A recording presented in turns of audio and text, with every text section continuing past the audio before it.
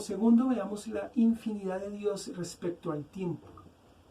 Dios nos revela en la Biblia, en su palabra, que no está atado a su creación, que no empieza a existir con el universo, sino que lo ha hecho desde la eternidad.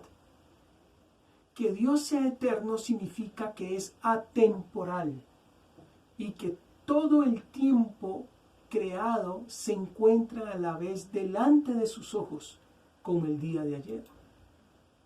Debemos entender que al crear Dios el tiempo no puede estar limitado por lo que Él mismo creó. El tiempo creado es algo separado de la propia eternidad del Creador. Él se halla por encima del tiempo, el cual es cambiante, precisamente porque Él es eterno.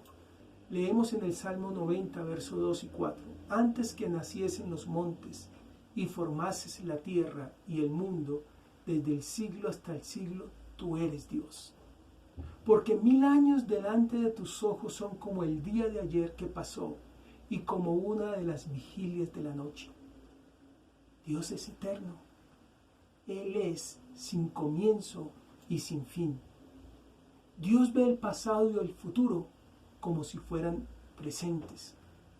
Su eternidad hace que todos los tiempos le sean simultáneamente actuales. Las distancias temporales que a nosotros los humanos nos resultan definitivas, para Él son insignificantes, amados hermanos, ya que no está sujeto a la mutalidad o al cambio del tiempo. Y por lo tanto, Dios no cambia como lo hacemos nosotros. A esto es lo que se refiere Santiago en el capítulo 1, verso 17, la parte B de este verso, en el cual en Dios no hay mudanza ni sombra de variación. Se equivocan los hombres al intentar comprender a Dios sometiéndolo a las leyes o a los límites propios del mundo físico, porque Él lo trasciende absolutamente todo. Su mente inteligente no necesita nuestro tiempo para poder pensar. Lo hacía ya mucho antes de que existiera el tiempo, el cual medimos con nuestros relojes humanos, y lo seguirá haciendo cuando estos instrumentos dejen de existir. Dios es eterno. La eternidad de Dios está presente en su mismo nombre. Él lo expresa cuando dice yo soy el que soy, el que siempre ha estado, el que siempre estará, el que siempre ha existido, yo soy el que soy. Leemos en 2 de Pedro, capítulo 3, versos 8 y 9. Mas, oh amados, no ignoréis esto, que para con el Señor un día es como 1000 años y 1000 años como un día. El Señor no retarda su promesa, según algunos tienen por tardanza, sino que es paciente para con nosotros, no queriendo que ninguno perezca, sino que todos procedan al arrepentimiento. Dios está en un eterno presente. Todo el tiempo está sujeto a Él. Él no está sujeto al tiempo. Por esto, amados hermanos, por mucho que se empeñen algunas personas, jamás el tiempo de la física podrá atrapar o condicionar a su propio Creador. Este mundo cambiante requiere elevar sus ojos al único Dios Creador, que no cambia ni es afectado por el tiempo cósmico. Él es el único ser atemporal.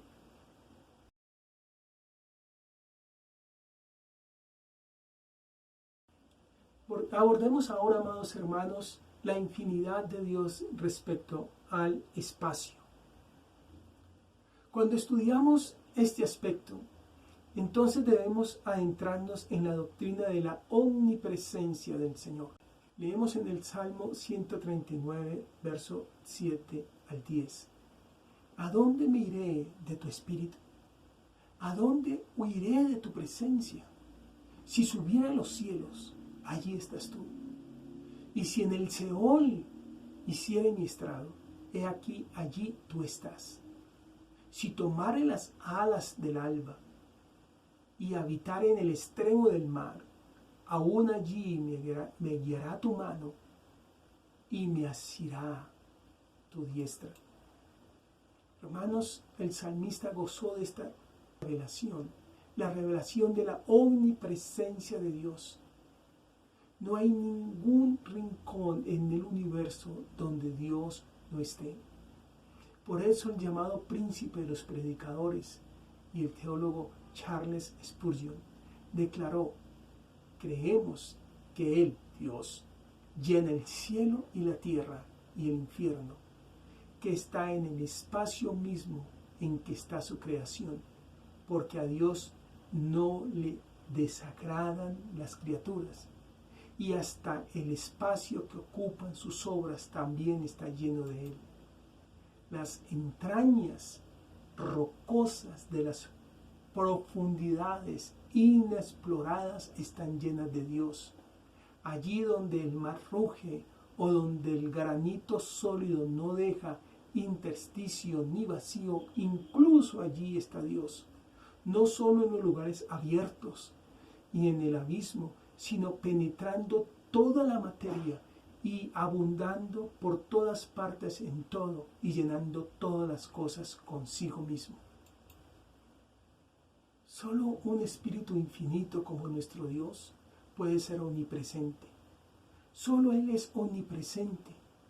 Pero debemos entender, hermanos, lo siguiente: Dios está en todo lugar, pero no ocupa ningún lugar. Y esto suena como una gran contradicción, pero no es tal cosa. Dios no ocupa ningún lugar, pues no tiene cualidades físicas o etéreas que ocupe el espacio.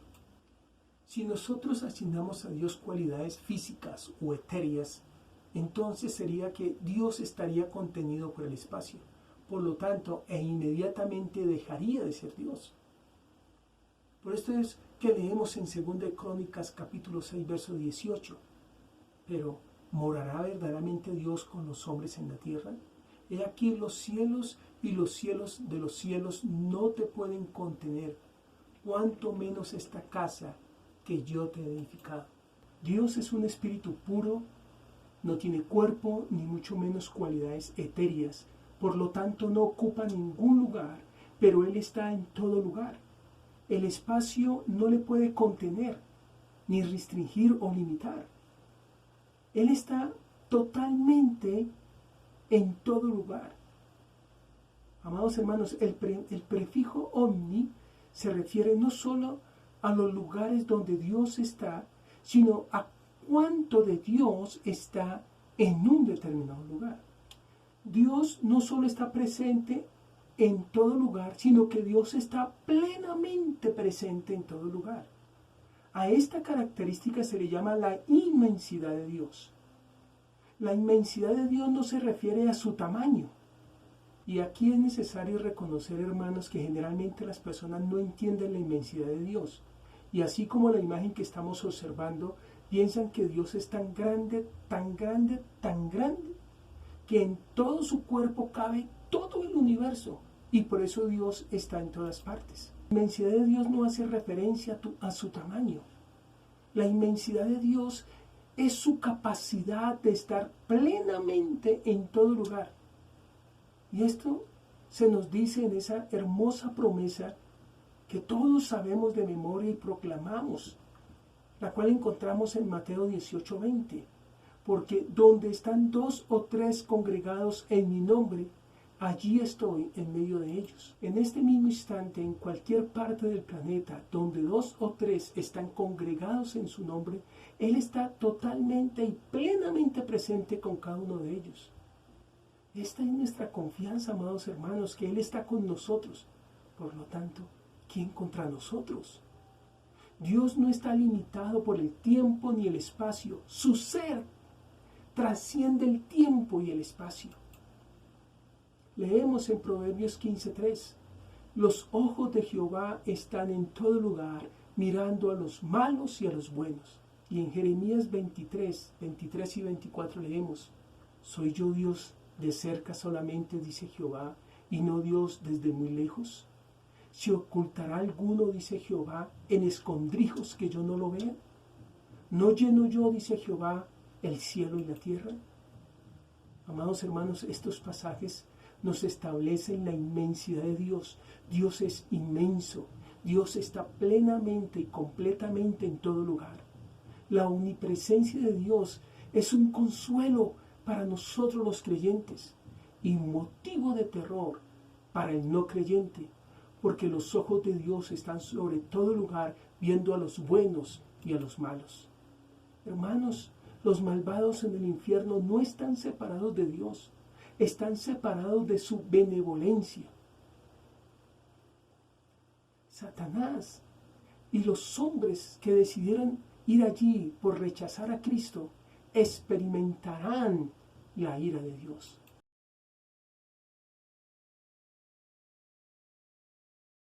El siguiente atributo incomunicable es la unidad de Dios. Cuando hablamos de la unicidad, estamos declarando que Dios es uno. La unicidad de Dios es una declaración contra el politeísmo. Y así lo vemos en Deuteronomio capítulo 6, versos 4 al 6, donde leemos: Oye Israel, Jehová nuestro Dios, Jehová uno es. Y amarás a Jehová tu Dios de todo tu corazón y de toda tu alma y con todas tus fuerzas. Y estas palabras que yo te mando hoy estarán sobre tu corazón. Oye Israel. En hebreo estos versículos son conocidos como el Shema. Es la clásica confesión de fe hebrea, describiendo quién es Dios y el deber que tenemos hacia Él. Jehová nuestro Dios, Jehová uno es. Esta es la verdad esencial de Dios. Él es una persona y no una fuerza vaga panteísta. Siendo uno, Él no puede ser representado por imágenes contradictorias, mal fundamentadas, ni mucho menos, hermanos, por concepciones producto de nuestros vanos deseos o erróneas interpretaciones. Él es Dios, el Señor. Pablo nos lo recuerda al leer en Efesios capítulo 4 del verso 4 al 6. Un cuerpo y un espíritu, como fuisteis también llamados en una misma esperanza de nuestra vocación, un Señor, una fe, un bautismo, un Dios y Padre de todos, el cual es sobre todos y por todos y en todos. El segundo aspecto o significado, hermanos, de la unicidad de Dios es que Dios es único. En este sentido, la unicidad es una negación a la existencia de otros dioses. En primer lugar, es una proclamación: Dios es único. El único. Estamos hablando de exclusividad y es el negarse a que exista otro Dios. Y así será y es en primer lugar para la nación o pueblo hebreo. Yahvé era y es el único y asimismo en la vida de cada uno de los judíos. Y esta exclusividad se extiende a nosotros los cristianos. También pues fuimos injertados. Somos el Israel espiritual. En cada uno de los hijos de Dios la exclusividad de nuestro corazón es para Él, para Yahvé o Jehová, nuestro Señor. Debe estar presente la decisión de la negación a la existencia de otros dioses en nuestro corazón. Leemos en Zacarías capítulo 14, verso 9, y Jehová será rey sobre toda la tierra.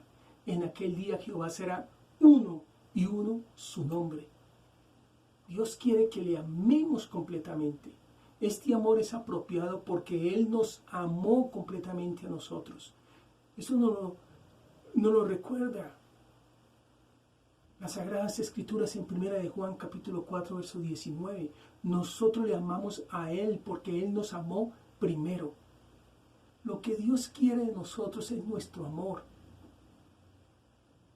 Si aún nosotros entregamos a Dios todo, dígase dinero, tiempo, fuerza, voluntad y demás, sin entregarle nuestro amor, es vano. Y todo esto se pierde. Jesús llamó a esto el gran mandamiento en Mateo capítulo 22 del verso 37 y 39. Jesús le dijo: amarás al Señor tu Dios con todo tu corazón y con toda tu alma y con toda tu mente. Este es el primer y grande mandamiento. Hermanos, solo cuando la exclusividad de nuestro corazón pertenece al Señor, podremos entonces cumplir con el segundo, el verso 39. Y el segundo es semejante: amarás a tu prójimo como a ti mismo. Cuando amamos al Señor nuestro Dios con todo nuestro corazón, alma y mente, se nos hará fácil amar a nuestro prójimo como a nosotros mismos. Y por último, la unicidad de Dios también es una unión por dentro del ser divino.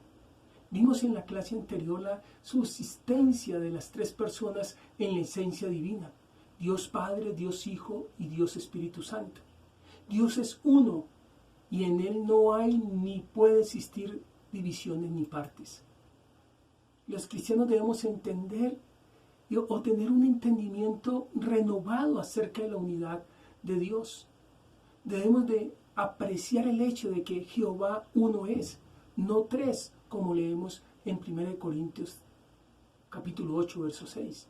Para nosotros, sin embargo, solo hay un Dios, el Padre, del cual proceden todas las cosas, y nosotros somos para Él, y un Señor, Jesucristo, por medio del cual son todas las cosas, y nosotros por medio de Él. Adoramos a un Dios existiendo en tres personas, no tres dioses diferentes. No obstante, hermanos, la declaración Jehová uno es, que encontramos en Deuteronomios, de ninguna manera contradice la verdad de la Trinidad. En realidad establece esta verdad. La palabra hebrea aquí para uno es echab, la cual habla literalmente de una unidad compuesta, en lugar de utilizar la palabra hebrea yashib, la cual se refiere a una unidad absoluta o singularidad, como se encuentra en Génesis capítulo 22 y 2, y dijo: toma ahora tu hijo, tu único, Isaac, a quien amas, y vete a tierra de Moriah, y ofrécelo allí en holocausto, sobre uno de los montes que yo te diré.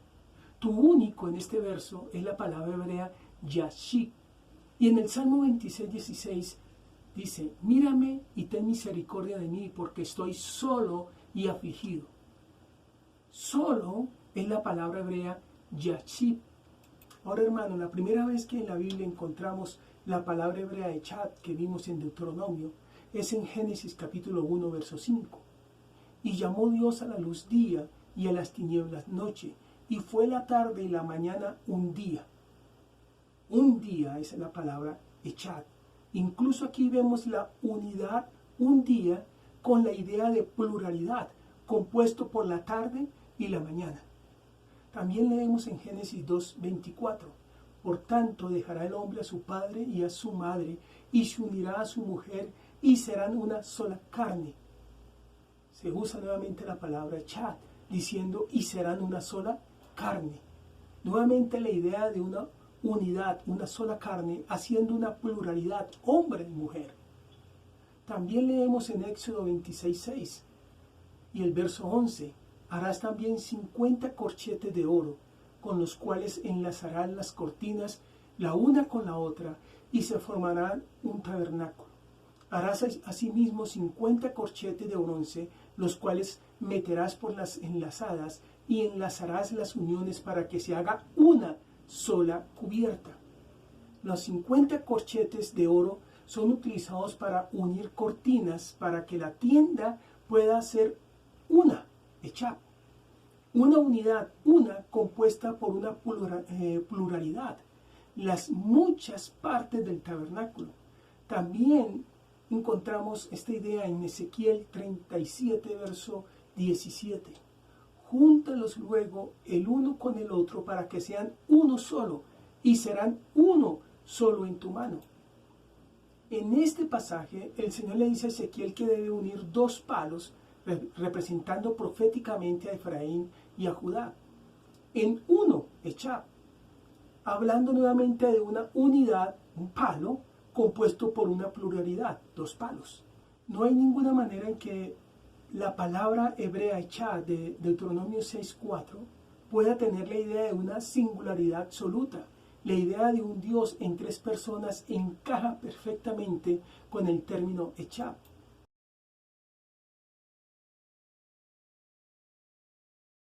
Bien, amados hermanos, ahora vamos a dar comienzo al abordaje de los atributos comunicables de Dios. Como lo establecimos anteriormente, son aquellos que encuentran cierta analogía en el ser humano, por ser portadores de la imagen de nuestro Creador.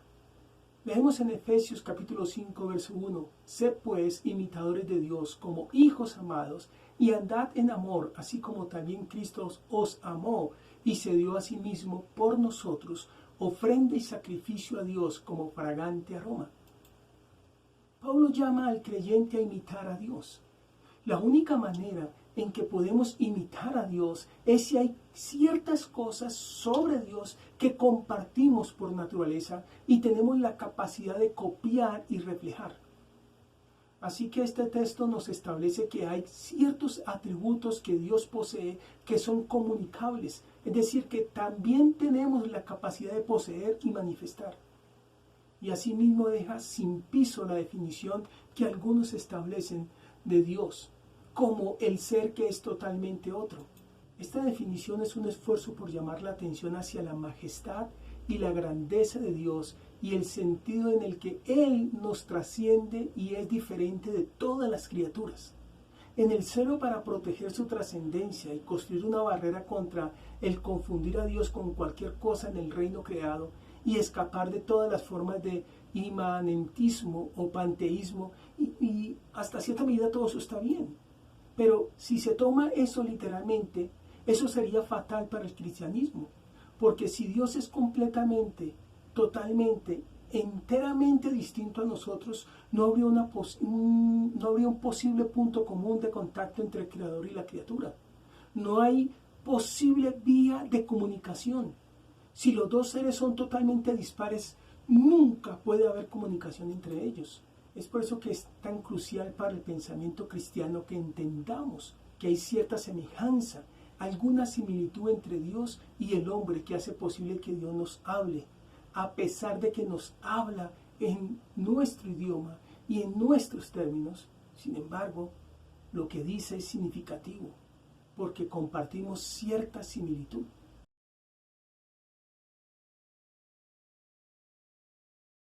El primero de los atributos comunicables es la espiritualidad de Dios. Establecimos en nuestra primera lección que Dios es espíritu.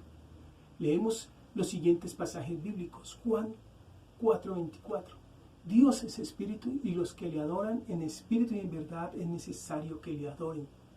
1 Timoteo 1:17.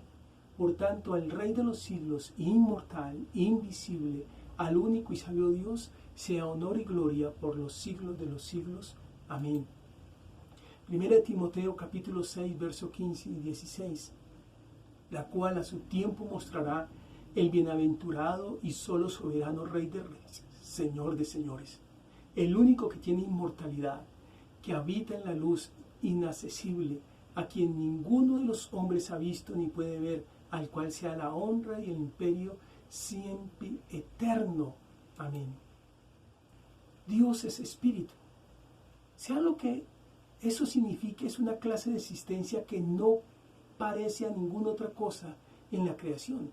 Es una existencia muy superior a nuestra existencia material.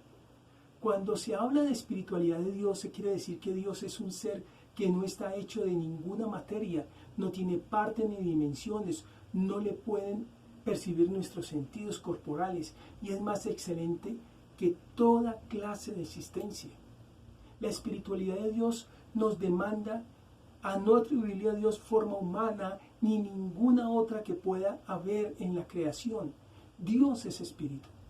Hermanos, esta es una declaración que nunca dejará de chocarnos, porque todos queremos controlarlo, todo lo encasillamos, todo lo medimos, todo lo cuantificamos. Que Dios sea espíritu significa es que es indomable, es imposible de ser manipulado por ser alguno. Nuestras manos no pueden aprisionar, detener o cambiar la naturaleza divina. Su persona es quien nos transforma completamente para algún día despertar a su semejanza, como se nos dice en el Salmo 17:15. En cuanto a mí, veré tu rostro en justicia, estaré satisfecho cuando despierte a tu semejanza. No obstante, permanece el hecho de que Dios nos ha dado un espíritu en el cual le adoramos, como se nos dice en Juan capítulo 4:24. Dios es espíritu y los que le adoran en espíritu y en verdad es necesario que adoren. También se nos dice que si yo oro en lengua desconocida, mi espíritu ora. Y en el espíritu servimos a Dios y glorificamos en Cristo Jesús. Es en nuestro espíritu que nos unimos con el espíritu del Señor. Y es en nuestro espíritu al cual el Espíritu Santo da testimonio de nuestra adopción en la familia de Dios. Y es en nuestro espíritu que pasamos a la presencia del Señor cuando morimos. Por consiguiente, se ve que hay una cierta comunicación de Dios con nosotros de naturaleza espiritual, que es semejante a su propia naturaleza, aunque ciertamente no en todo aspecto. Por esto parece apropiado pensar que la espiritualidad de Dios es un atributo comunicable, por lo cual solo y por la asistencia del Espíritu Santo hablando a nuestra espiritualidad rota y débil, puede llevarnos a conocer en parte este atributo del ser divino y adorarle en espíritu y en verdad.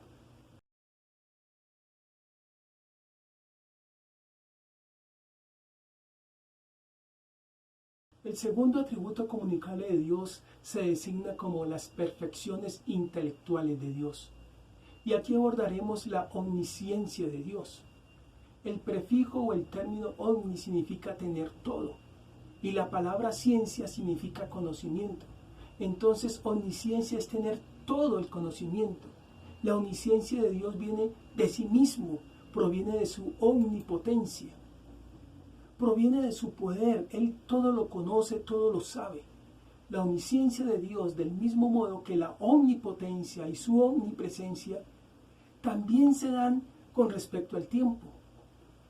El conocimiento de Dios es absolutamente en el sentido de que Dios siempre tiene conciencia de todas las cosas. Todo tipo de conocimiento está siempre directamente delante de Dios. Él no necesita de una computadora para adquirir conocimiento de alguno o de algo. Leemos en el Salmo 138 del verso 1 al 4: Oh Jehová, tú me has examinado y conocido. Tú has conocido mi sentarme y mi levantarme. Has entendido desde lejos mis pensamientos. Has escudriñado mi andar y mi reposo.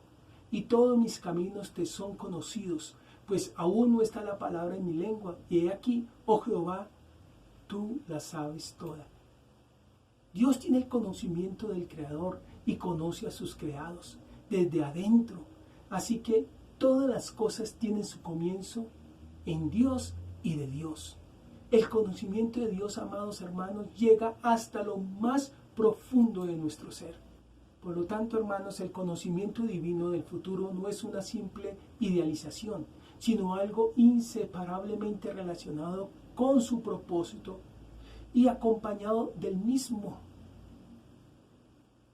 El cumplimiento de todo lo que Dios ha propuesto está absolutamente garantizado, ya que su sabiduría y poder son infinitos. Que los consejos divinos dejen de ejecutarse es una imposibilidad tan grande como lo es que el Dios que es 3 veces santo mienta, hermanos. Cada una de las profecías solo podían ser dadas por uno que conocía el final desde el principio y cuyo conocimiento descansaba, hermanos, sobre la certeza certeza absoluta de la realización de todo lo preanunciado. El conocimiento de Dios no proviene del hecho de que las cosas son o serán, sino que Él las ha ordenado de ese modo. Leemos en Hechos 2:23, a este entregado por el determinado consejo y anticipo conocimiento de Dios, prendiste y mataste por mano de inicuos crucificándole. Dios conocía y predijo la crucifixión de su Hijo muchos siglos antes de que se encarnara. Y esto era así porque en el propósito divino Él era el Cordero inmolado desde la fundación del mundo. Hermanos, el conocimiento infinito de Dios debería llenarnos de asombro. Cuán ilimitadamente superior al más sabio de los hombres es nuestro Dios, el Eterno. Ninguno de nosotros conoce lo que el día de mañana nos traerá, pero el futuro entero está abierto a su mirada omnisciente. El conocimiento infinito de Dios debía llenarnos de santo temor. Los hombres impíos odian esta perfección divina que al mismo tiempo se ven obligados a admitir. Si pudieran los hombres despojar a la deidad de su omnisciencia, lo harían. Desearían que no existiera el testigo de sus pecados, el escudriñador de sus corazones, el juez de sus acciones. Intentan quitar de sus pensamientos a un Dios. Todo aquel que rechaza a Cristo tiene buenas razones para temblar ante Él. Leemos en el Salmo 98, pusiste nuestras maldades delante de ti, nuestros yerros a la luz de tu rostro. Hermanos, nadie podrá levantarse y exhibir excusa alguna delante de Él, ni mucho menos ocultar y negar algo delante de Él. Pero la omnisciencia de Dios es una verdad llena de consolación para cada uno de nosotros los creyentes. Leemos en Job 23:10, mas Él conoce mis caminos, me aprobará y saldré como oro. Nada de mí le es desconocido, aún mis imperfecciones Él las trata, y por la regeneración y renovación por su Espíritu Santo, saldré como el oro. Pero lo profundamente misterioso, amados hermanos, y completamente incomprensible, es lo que se nos dice en el Salmo 103:14. Porque Él conoce nuestra condición, se acuerda que somos polvo. Hermanos, Él conoce todo de nosotros, lo bueno y lo malo. Pero por su fidelidad, su inmutabilidad, su misericordia, su omnisciencia, no se olvida que somos polvo y saldremos como el oro. Él obra en nosotros y nos transforma a la imagen del varón perfecto, a su imagen. La comprensión de la omnisciencia debería de inclinarnos ante Él en adoración, con todo cuán poco meditamos en su perfección divina. Aunque nuestro conocimiento no es nada más que una pobre reflexión del conocimiento de Dios, es interesante que esta es una de las partes de la imagen de Dios que se renueva como resultado de la conversión. Como lo expone Pablo en Colosenses capítulo 3, versos 10 y 11. Y revestidos de nuevo, el cual conforme a la imagen del que lo creó, se va renovando hasta el conocimiento pleno, donde no hay griego ni judío, circuncisión ni incircuncisión, bárbaro ni escita, siervo ni libre, sino que Cristo es todo y en todos. Oh hermanos, a diario debemos anhelar y buscar la obra del Espíritu Santo para nuestra regeneración y renovación en el conocimiento, en el crecimiento de ese conocimiento que renueva y transforma su imagen. Esta perfección divina, la del conocimiento, es la que el cristiano debe tratar de imitar y reflejar.